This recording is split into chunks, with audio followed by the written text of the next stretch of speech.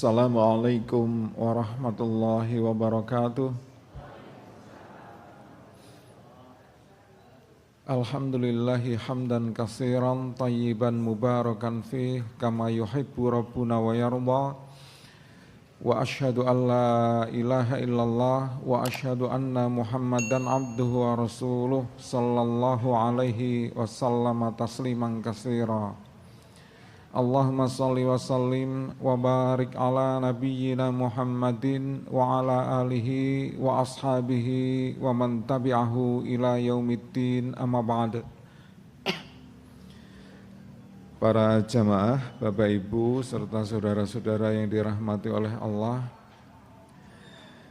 mari kita memanjatkan syukur kehadirat Allah Subhanahu wa Ta'ala atas nikmat-nikmat yang telah kita terima hingga saat ini, termasuk nikmat hidayah iman, salah satu nikmat yang terbesar, di mana dengan keimanan itu kita istiqamah untuk melaksanakan ketaatan pada bulan Ramadan ini dalam rangka meraih derajat yang lebih tinggi sebagai seorang hamba Allah, tidak lain adalah derajat muttaqin atau derajat orang yang bertakwa.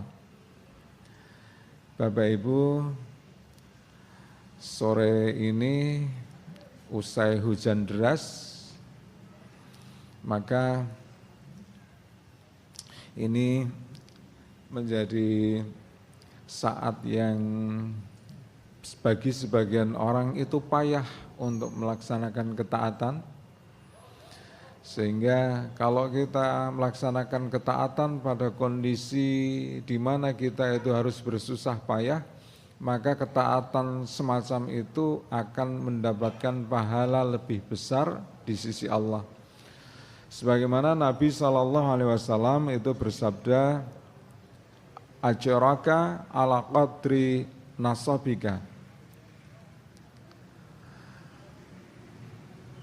Pahalamu itu akan diberikan oleh Allah sesuai dengan kadar kesulitanmu, sesuai dengan kadar kepayahanmu. Artinya kalau kita itu melaksanakan suatu ketaatan, semakin berat, semakin susah payah kita itu melaksanakan ketaatan, maka pahalanya itu akan semakin banyak. Sehingga insya Allah begitu panjenengan melangkahkan kaki menuju ke masjid ini untuk zikrullah, untuk duduk di majelis ilmu dalam kondisi hujan, puasa, lapar, capek, tanggal tua lagi. Nah, insya Allah dengan demikian itu pahalanya semakin banyak. Oh jajan jenengan le tindak yang mergo tanggal tua.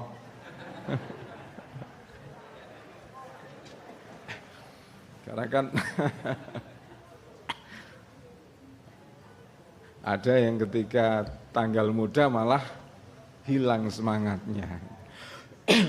Nah Bapak Ibu, ya, terkait dengan ibadah yang mendapatkan perhatian paling besar dalam syariat Islam, yakni sholat, ada beberapa nasihat dari Nabi SAW mengenai pentingnya sholat itu. Nabi bersabda, al-ahdu alladzi bainana wa bainahum as-shalah, yang membedakan antara kita dengan mereka, kita orang mukmin dengan mereka orang kafir, adalah salatnya. Faman tarakaha faqad kafar, barang siapa yang meninggalkan salat maka sungguh dia telah kafir. Jadi ukuran keimanan seseorang itu yang paling rendah adalah dia itu dalam melaksanakan salat 5 waktu itu tegak atau tidak, istiqomah atau tidak. Ukurannya adalah sholatnya itu tidak bolong-bolong itu. Dia melaksanakan sholat itu secara ajek istiqomah, bukan yang menjadi ukuran itu adalah kita itu berkorban atau tidak ketika Idul Adha. Nah, tapi ukurannya adalah salat itu. Nah, kemudian terkait dengan salat ini Nabi SAW beliau itu juga memerintahkan umatnya dengan sabda beliau, sallu kama ra'aitumuni usalli. Salatlah kalian sebagaimana kalian melihatku melaksanakan salat. Artinya kita itu diperintahkan oleh Nabi untuk meneladani tata cara salat beliau, baik dari sisi bacaan, dari sisi gerakan maupun dari sisi sifatnya. Kalau dari sisi bacaan, dari sisi gerakan, insya Allah ini telah banyak kita pelajari.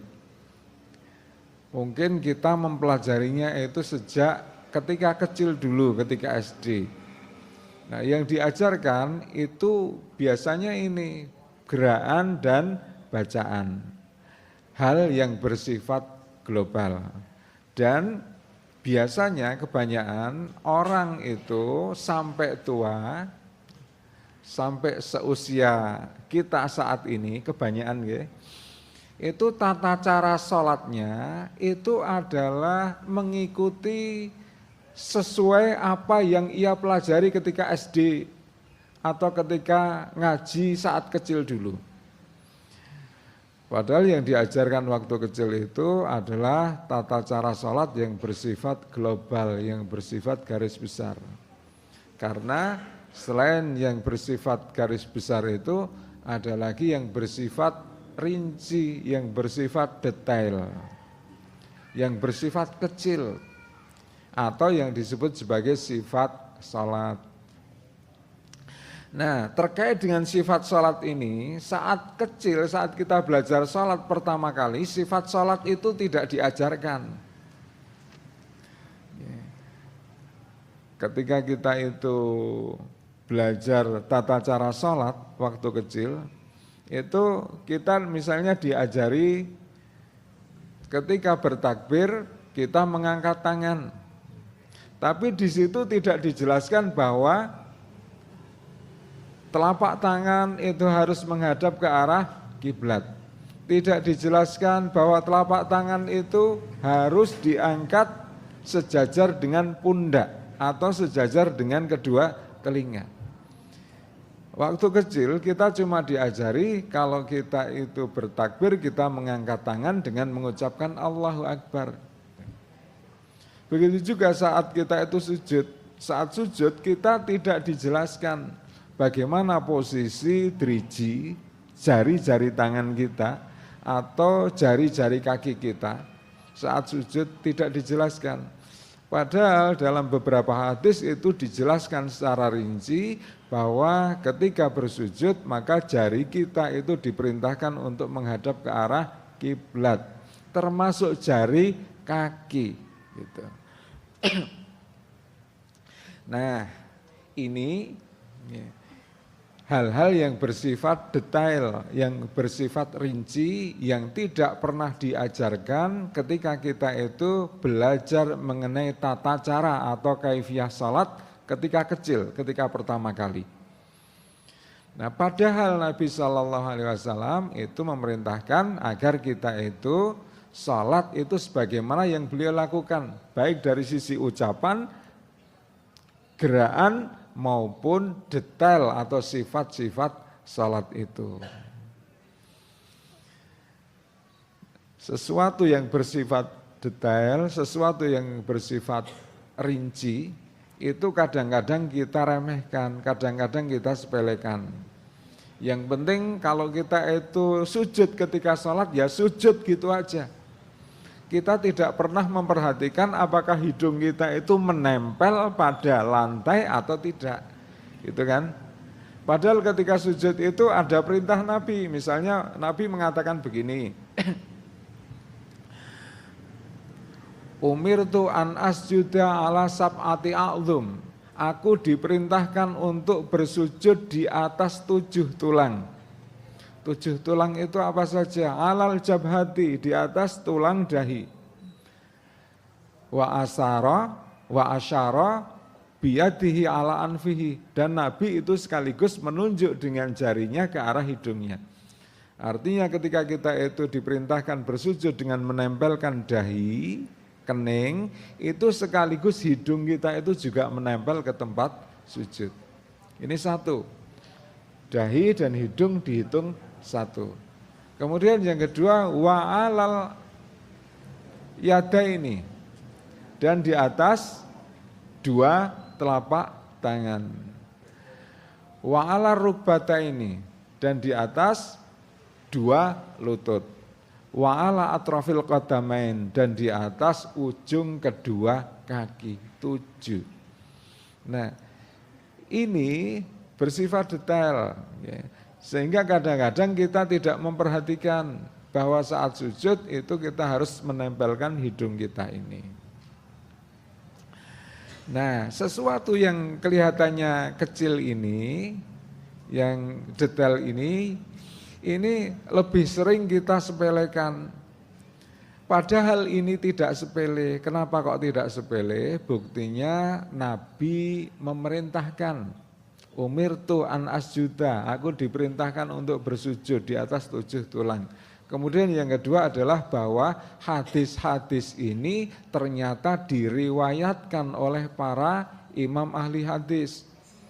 Ini membuktikan bahwa hal ini sesuatu dari sifat sholat yang kelihatannya itu sepele, yang kelihatannya itu kecil, itu ternyata penting. Buktinya para imam ahli hadis meriwayatkan hadis tentang hal itu.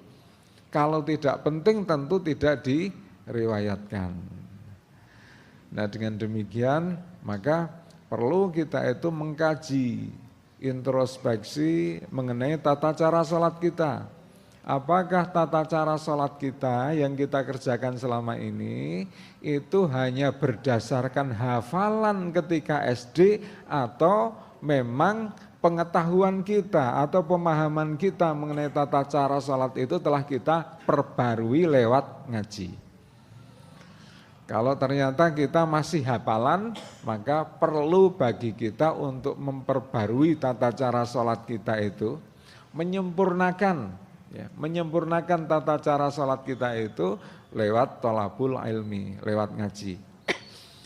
Nah, bagaimana seandainya kalau kita itu, Nabi kan memerintahkan agar kita itu sholat sesuai dengan tata cara yang beliau contohkan. Bagaimana seandainya kita itu sholat tidak sesuai dengan apa yang diperintahkan oleh Nabi? Tentu Nabi itu pasti akan mengingatkan. Sebagaimana hal ini diriwayatkan dalam salah satu hadis yang cukup masyhur mengenai seorang sahabat yang bernama Khalad bin Rafi'. Jadi usai sholat itu Nabi biasa duduk-duduk di masjid bersama sebagian sahabat. Jadi kantornya Nabi itu masjid. Kalau ada tamu mau mencari kepala pemerintahan, itu dia langsung menuju ke kantornya sang kepala pemerintahan itu. Di mana? Di masjid. Nah, begitu juga banyak hadis itu yang diawali dengan keadaan ketika Nabi itu sedang duduk di masjid bersama sebagian sahabat. Nah, saat itu juga itu ada seorang sahabat namanya Khalad bin Rafi' itu masuk masjid, dia itu mau melaksanakan salat. Dia salat terlambat mengikuti jamaah, dia salat sendiri. Nabi melihat, begitu usai salat, Nabi kemudian memanggil Khalad bin Rafi' itu. Nabi kemudian bersabda, irji fasalli fa innaka lam tusalli, ulangi salatmu karena sesungguhnya engkau itu belum salat. Kemudian si sahabat itu mengulang salatnya. Begitu selesai kedua kalinya dia salat, Nabi itu masih menghardik lagi. Irji fasolli fa innaka lam tusolli. Ulangi salatmu karena sesungguhnya engkau itu belum salat. Kemudian dia salat ketiga kalinya. Usai salat yang ketiga kalinya itu, Nabi masih mengatakan ulangi salatmu sebab sesungguhnya engkau itu belum salat. Kalau jamaah MBSK yang diperlakukan seperti itu kira-kira gimana? Kapok aku nang masjid. Gitu ya. Tapi karena ini yang memerintah adalah Nabi, maka Khalid bin Rafi itu dia patuh. Sampai ketiga kali Nabi itu masih mengatakan untuk mengulang salatnya, maka kemudian si Khalid bin Rafi itu kemudian sambat mengadu kepada Nabi. Ya Rasulullah waladzi nafsi biyadih, wahai Rasulullah demi Allah yang jiwaku berada di tangannya. Ini ma'ahsantu salatan ghairuh, saya tidak bisa melakukan salat yang lebih baik daripada yang telah saya lakukan tadi. Fa'alimni. Karena itu maka ajarilah saya untuk melaksanakan salat gitu. Nah, setelah mengucapkan seperti itu, maka kemudian Nabi itu mengajari sahabat ini mengenai tata cara salat. Nah, hadis ini sangat masyhur terkait dengan masalah salat. Hadis ini menjadi salah satu hadis pokok yang menjadi dasar utama mengenai tata cara salat.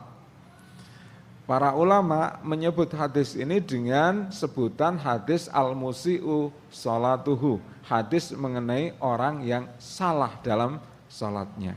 Gara-gara apa? Gara-gara ada seorang sahabat yang salatnya itu salah.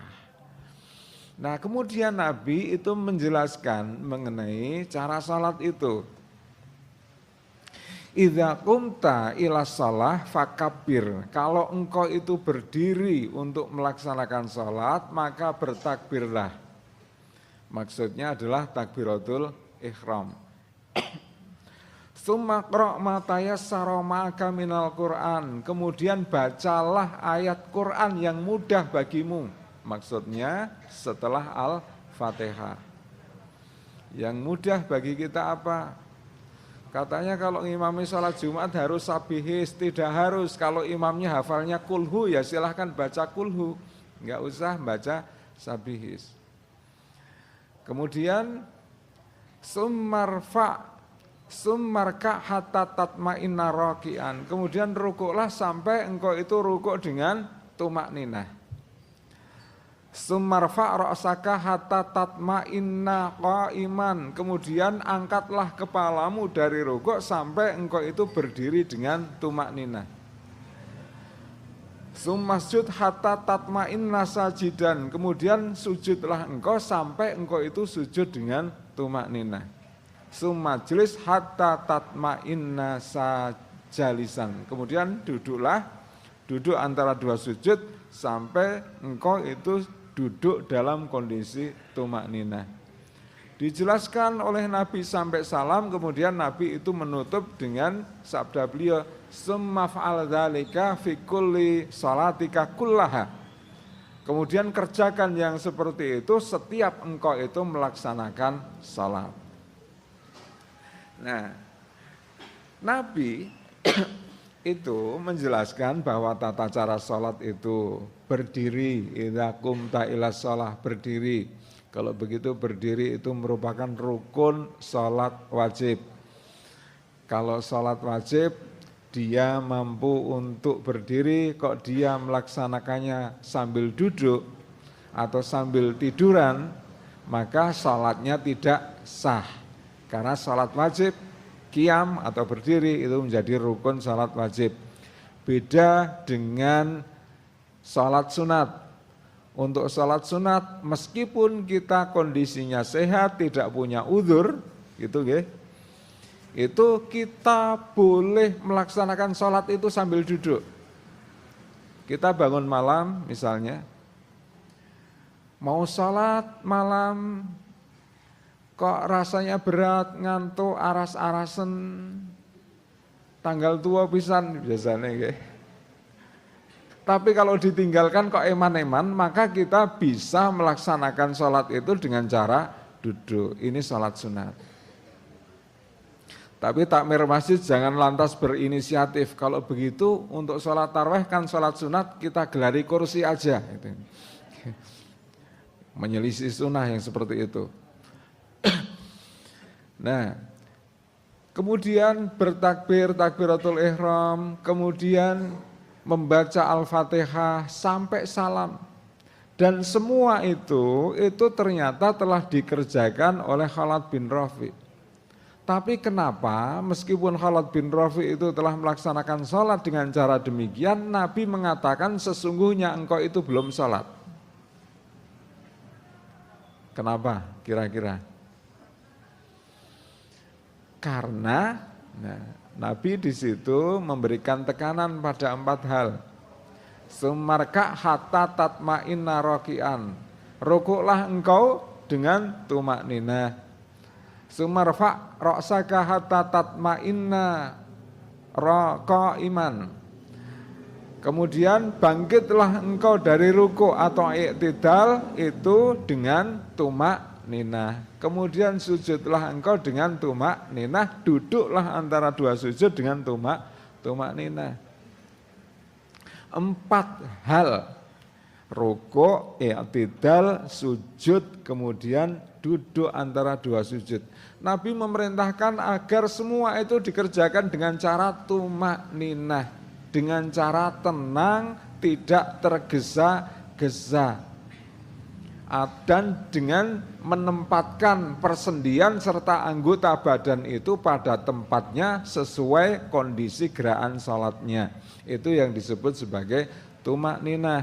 Dan tumak ninah itu merupakan rukun salat.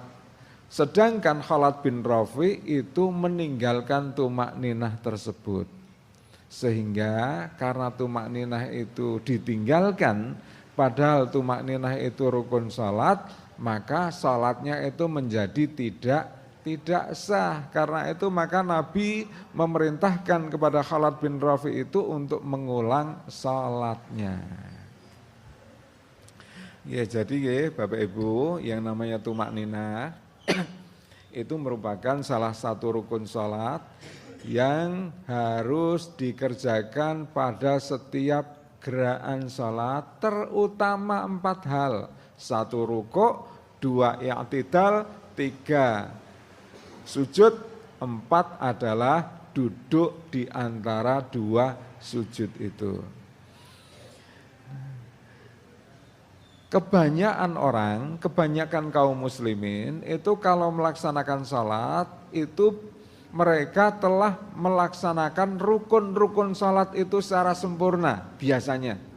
Ya, mulai dari 1 niat, kemudian 2 berdiri, 3 takbiratul ihram, 4 baca Al-Fatihah, 5 ruku', 6 bangkit dari ruku' atau i'tidal, 7 sujud, 8 duduk antara 2 sujud, 9 duduk tasyahud akhir, 10 membaca tasyahud akhir, 11 mengucapkan salam, membaca salawat atas Nabi pada tasyahud akhir, kemudian 12 mengucapkan salam, 13 tertib, 14 tumak ninah. Biasanya rukun-rukun salat ini itu telah dikerjakan oleh sebagian besar kaum muslimin saat melaksanakan salat, kecuali apa? Kecuali tumak ninah. Banyak yang melaksanakan salat itu mengerjakan seluruh rukun salat, tetapi mereka itu meninggalkan tumak ninah. Ini. Dan tumak ninah yang sering kali ditinggalkan itu kapan? Dalam 4 rukun salat itu, saat ruku', saat bangkit dari ruku', saat sujud, serta saat duduk antara 2 sujud. Itu seringkali kaum muslimin itu meninggalkan tumak ninah dalam 4 hal tersebut. Karena itulah maka sebagaimana yang dilakukan oleh Khalid bin Rafi itu. Khalid bin Rafi itu sholatnya kelihatannya dia itu mengerjakan sesuai dengan rukun-rukun yang telah ditentukan. Tapi dia dalam 4 hal ini, dia itu tidak tumak ninah. Maka Nabi itu kemudian memerintahkan Khalid bin Rafi untuk mengulang sholatnya. Pentingnya tumak ninah itu, ya, pentingnya tumak ninah itu sampai Nabi itu mengatakan begini, Inna aswa as-sariqati alladzi yasriku fi salatihi. Sesungguhnya seburuk-buruk pencuri itu adalah orang yang mencuri di dalam salatnya. Kemudian sahabat bertanya, ya Rasulullah, kaifa yasriku rajulu fi salatihi? Bagaimana cara seseorang itu mencuri di tengah salatnya? Nabi kemudian mengatakan,